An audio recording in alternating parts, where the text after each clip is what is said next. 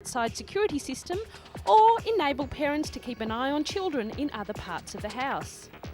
The web pad, almost like a laptop computer but with no keyboard or wires, can be used anywhere to control the heating, lighting or any appliance through the integrated system. For the cost of a telephone call, parents away at work can still see their children and maintain close contact. In just one example of the applications, a child can do homework on the computer which can be remotely accessed by the parents for correction, supervision and interaction. So basically you can't get away with much.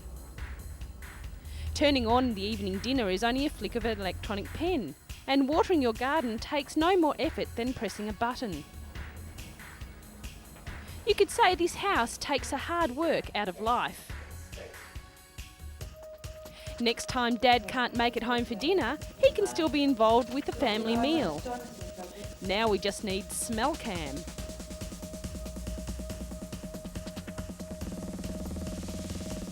How great it would be to have a computer in every room, with access to the rest of the house. I wonder if it'll pick up your laundry for you. The control centre of the system can fit easily into a broom cupboard, and the components positioned throughout the home.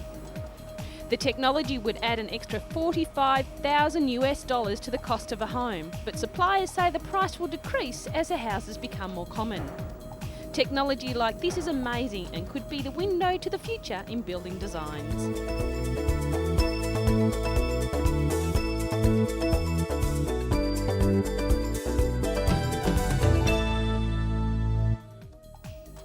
Still on the future in technology, here is the internet working at its best. This new internet system allows blind people to go supermarket shopping from the comfort of their own home. This is Hugh Hudley doing his weekly shopping.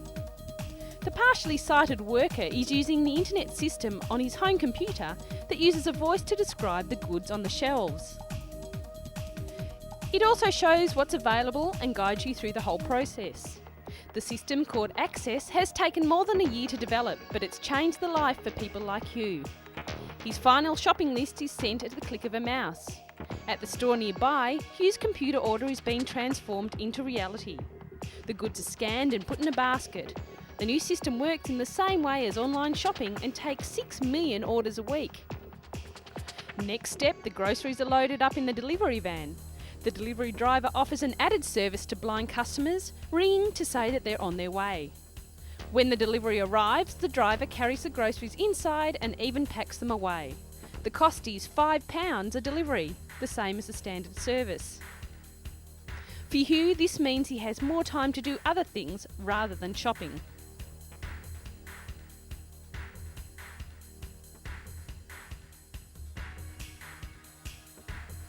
With the new service, you can do all your weekly shopping in 10 minutes. For Hugh and many blind or partially sighted people, it's a new and fantastic change to their lives.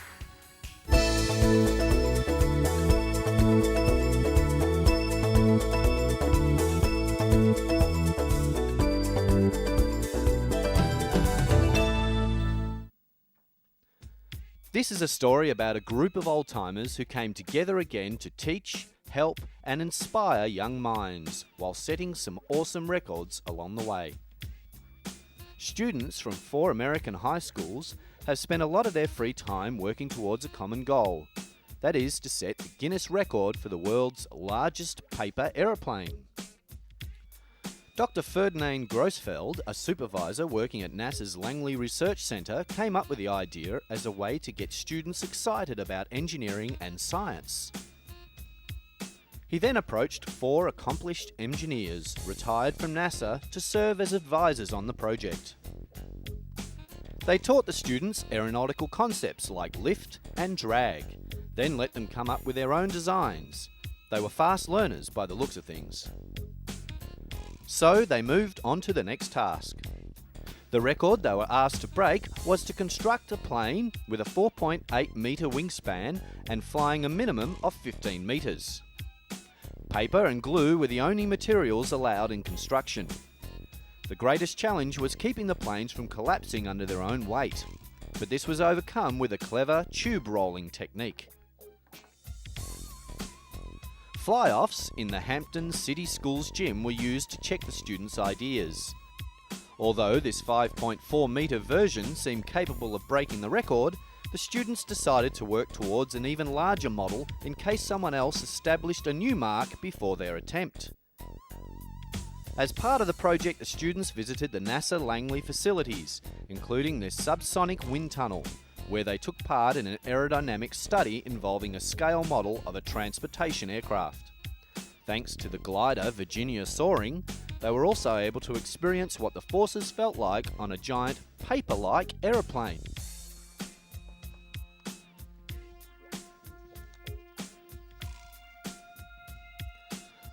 Finally, the day the students had been waiting for came. In a hangar at NASA Langley, they hoisted their 7.2 metre model onto a platform as specified in contest regulations. With record officials and supporters on hand, Kevin Kelly let the plane fly. It had to go 15 metres to break the record. It travelled nearly twice that far, and the students weren't done yet.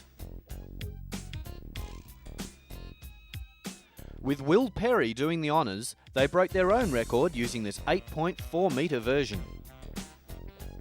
Then, as a grand finale, they launched a 9 metre craft, achieving yet another new milestone of just under 34.5 metres. The record-setting craft will now be displayed in Virginia's new Air and Space Centre alongside other historic planes.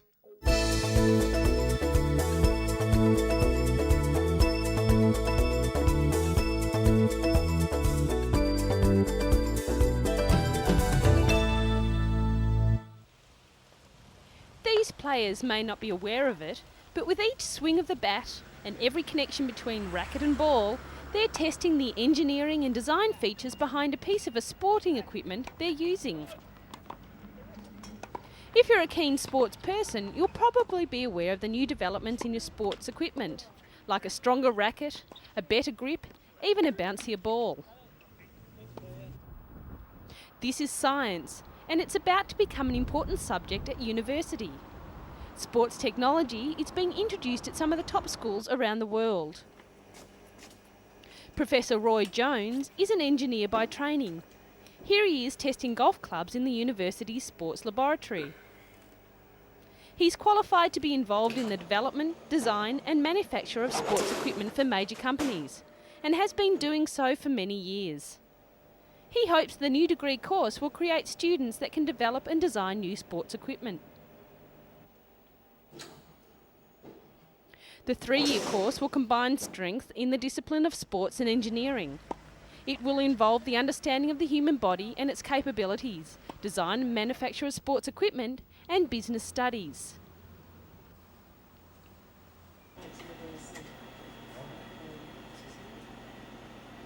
This tennis ball cannon is firing balls at an angled racket. The camera and computer attached can track the velocity, spin, launch and rebound angles of the ball at a certain setting. Changing the tensions of the racket will give different measurements. Understanding this science will help students develop design changes which could lift the game itself. The information is vital to the sports equipment industry, which is worth almost £10 billion, and not surprisingly, given the money involved, is an extremely competitive market. The Bachelor of Science in Sports Technology degree is an area that any keen sports person could head into. Imagine if you were the designer of the golf clubs that Tiger Woods used to win a championship, or the tennis racket Andre Agassi holds in the air when he wins Wimbledon.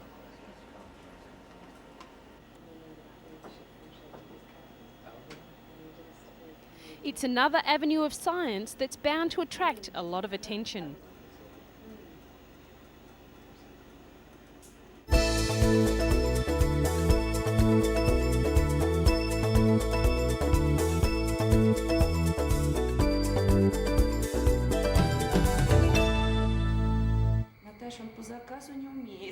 If you have little brothers and sisters, you'll know that at an age of about 6 months old, babies spend most of their time exploring the new world around them.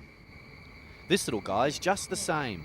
In the mornings, he is busy climbing ropes and playing with toys in a special room at the Moscow Zoo.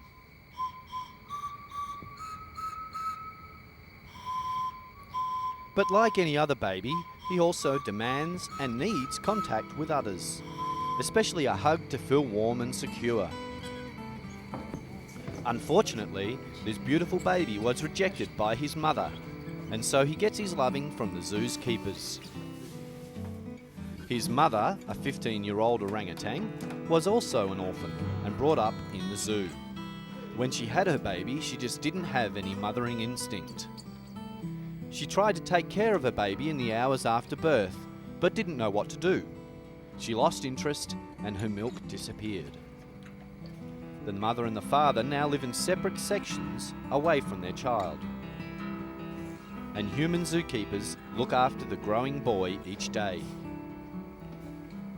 Zoos have been around for hundreds of years and until recently were full of bare cages that kept the animal purely as a display for visitors. Now, with the help of scientific research, zoos have become an important part of animal preservation. The best zoos provide the animals with plenty of space and the most natural environment as possible. This helps the animal to carry out its normal behavioural patterns and gives us, the visitor, a more realistic view. Some zoos have even saved animals from total extinction and have highlighted the need for action against illegal trading and logging. As we have discussed in other programs, the orangutan is an endangered species, and although captive breeding programs aren't the most natural way to keep the species going, it may be the only chance these little guys have to continue on. It's thought that the zoos of the future would hold smaller animals rather than elephants and lions. Some animals become bored in the zoo and tend to pace constantly. They may even refuse to breed because they are not in their natural habitat. Giving the animals toys and even a television has helped to solve the boredom problem in the short term. Even monkeys need a puzzle or two to keep their minds active. What it really comes down to, though, is our awareness of a problem that is caused by humans and can only be solved by humans.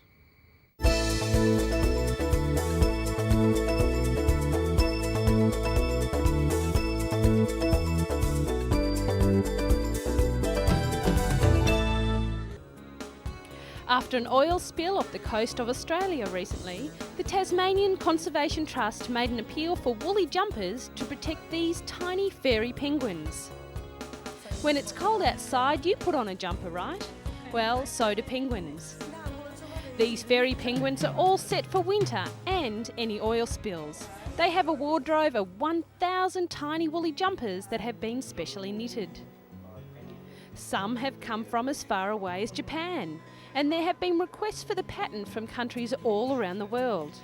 You can even take a look on the internet if you feel like whipping up a miniature jumper or two. Penguins are notorious preeners. They use their beaks to clean and repair their tiny feathers. If they've been caught in an oil spill, they tend to breathe in the dangerous gases stuck to their feathers. Community groups such as staff at this library have been knitting jumpers by the hundreds. The jumpers cover the 40-centimetre tall penguins from neck to ankle and come in a variety of colours and designs. Even a black and white tuxedo jumper, complete with bow tie. Fairy penguins or little penguins are common all along the southern coastline of Australia. They live in burrows in the coastal dunes and go out to the ocean, quite a long way, foraging for food each day, returning to their burrows at dusk. In their search for food, they quite often meet with oil spills. This sticks to their feathers and they need a good scrub to remove it. Volunteers are often on hand to help these penguins to return to the sea. Knitters, most of them old ladies in nursing homes, have made jumpers in a variety of styles, often using their favourite football team colours. They also use scraps of wool to make patchwork jumpers. Finally free of their home knits, these little guys make a run for it, free to return to the place they like best.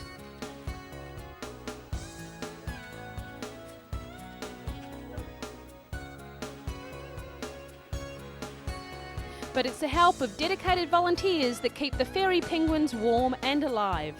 So until the oil stops flowing, these knitters will keep going.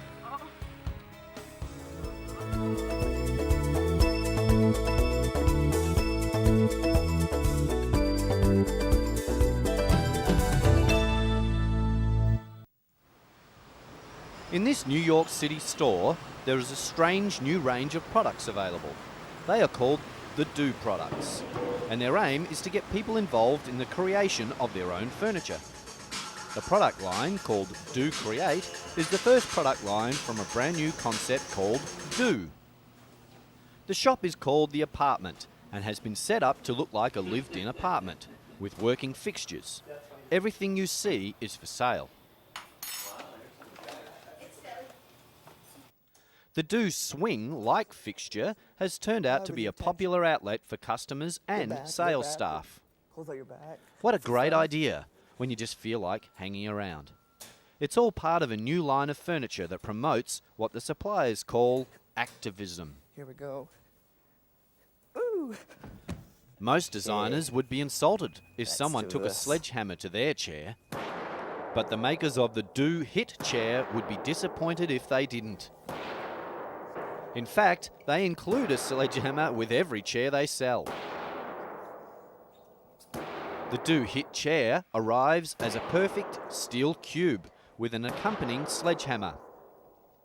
Bash it into a desirable shape, and if you're still uncomfortable, bash it some more. It's a great way of getting rid of that built-up anger, and at $1,500 it will get your heart pumping. Here is the indestructible Do Break vase. The heart of the vase is rubber. It's covered with porcelain. Do Cut is a totem-like column of polystyrene. It comes with a hacksaw so that it can be made into a variety of items. All these products give you the chance to become the artist and the designer. But if your furniture is don't furniture, then you'd better not do what you've just seen done to the Do furniture.